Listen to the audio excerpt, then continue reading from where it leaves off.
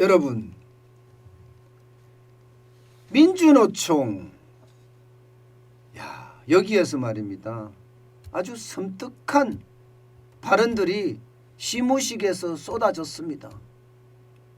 그 중에 가장 섬뜩한 발언은요, 바로 이겁니다. 부자들 곳간을 털지 않고 불평등을 누가 해결할 수 있겠느냐, 이렇게 말입니다. 한상균 전 민주노총 위원장이 이야기를 했는데, 저는 이거를 보니까요, 21세기 대한민국이 맞는지 진짜 묻고 싶어요. 대한민국 헌법에는요, 분명히 사유재산권을 보장하고 있습니다. 이 말을 그대로 보면 사유재산권을 위협하는 망언이죠, 망언. 게다가 계급투쟁까지 불러일으키는 그야말로 시대착오적인 폭언이라고 생각합니다. 어떻게 이런 말이 나올 수가 있지요? 21세기 대한민국에서 말입니다. 한상균 전 민주노총 위원장, 이분은요, 쇠파이프로 경찰차 50대나 부수고 경찰 113명에게 부상을 입힌 혐의로 수감됐다가 풀려난 인물이기도 해요. 그런데 이런 인물이 부자를 타도해서 노동자 세상을 만들자 하고 이야기하는 것, 이것은 어쩌면 섬뜩한 발언을 넘어서서 대한민국 체제 자체를 위협하는 공산주의식 선동이 아닌가, 저는 그렇게까지 생각을 해봅니다. 여러분, 저는 이런 말이 나온다는 자체가 충격이에요. 게다가 한상균 전 민주노총 위원장만 이렇게 말하는 게 아닙니다. 양경수 현 민주노총 위원장도 말입니다. 부자들 곳간 털자라는 말과 거의 다름없는 말을 내뱉고 있습니다. 재벌, 대기업, 기득권 세력의 준동이 올해는 더욱 악랄해질 것이다, 이렇게 이야기하면서 말입니다. 2022년도 우리는 더 강고한 투쟁을 이어가야 한다, 이렇게 이야기했습니다. 사회 혼란을 부추기는 거죠. 대한민국은 법이 있어요. 헌법이 있습니다. 민주노총이 이렇게 폭력을 조장하고 섬뜩한 발언을 일삼고 이렇지 않더라도 대한민국은 법의 테두리 안에서 모든 게 발전돼 갈 겁니다. 그런데도 불구하고 이렇게까지 이야기한다는 것은, 이것은 저는 사회 혼란을 조장하는 일이라고 생각을 합니다. 사실 여러분, 민주노총은 더 이상 핍박받는 약자가 아니에요. 얼마 전까지만 하더라도 제1노총이라고 이야기할 만큼 굉장했습니다. 그만큼 말입니다. 민주노총은 이제 1노총의 지위를 누렸었다고요.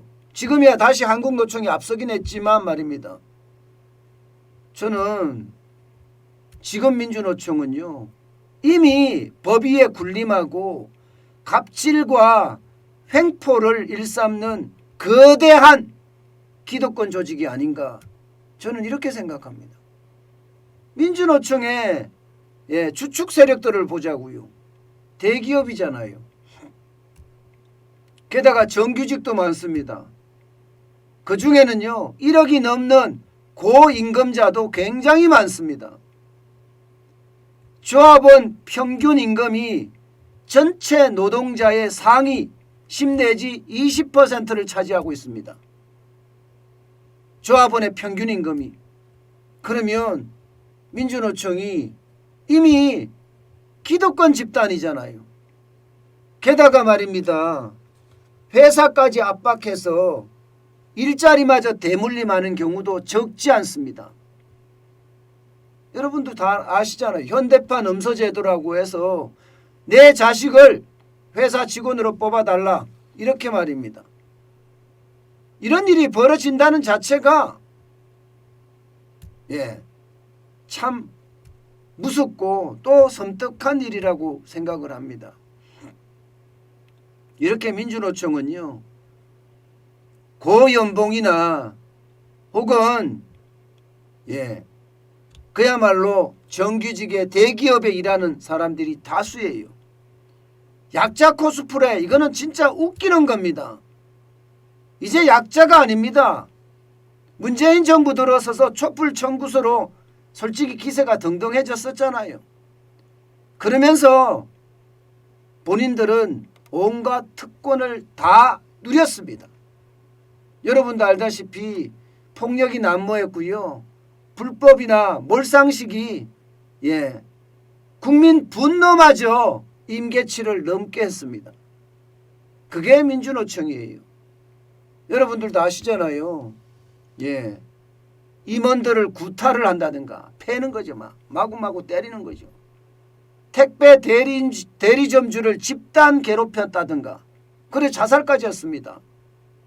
게다가 택배 노조원에 대한 이단착이라고 이단협착이라고 하나요? 그렇게 때린 적도 있고요. 화물연대 기사들을 폭행하는 이런 사태들이 여기저기에서 일어났습니다. 그런데도 불구하고 이들은 계급투쟁을 하겠다는 이야기를 하니까 이것은 어쩌면 말입니다. 어쩌면 이들이 가지고 있는 추한 그런 모습들을 감추기 위해서 다시 부자들에게 대해서 칼을 들여댔다. 저는 이렇게밖에 생각이 안 듭니다. 여러분, 사실 민주노총 지금 어떻게 하고 있습니까? 정규직을 보호하자, 또 연공서열식 호봉제를 고집하자, 이렇게 이야기하고 있잖아요. 그러면서 어떻게 됩니까? 비정규직이나 취준생이라고 이야기하는 취업준비생이나 청년들은 어떻게 돼요? 취직을 못하고 있어요. 그 정도로 상황이 심각한데 이들은요 아직도 대한민국 사회를 뒤흔들고 있습니다. 저는 이런 거를 볼 때마다 도대체 왜 과격투쟁을 일삼고 갈라치기, 계급 갈등이라는 게 결국은 갈라치기인데 갈라치기를 조장하는지 참 모르겠습니다. 우리나라 사회는요 법과 질서가 통용되는 사회여야 돼요. 지금처럼 민주노총 이야기하는 것처럼 부자들 곳간을 틀자 이런 얘기가 나온다는 자체가 이게 21세기 대한민국이 맞나, 저는 그런 생각을 할 수밖에 없습니다.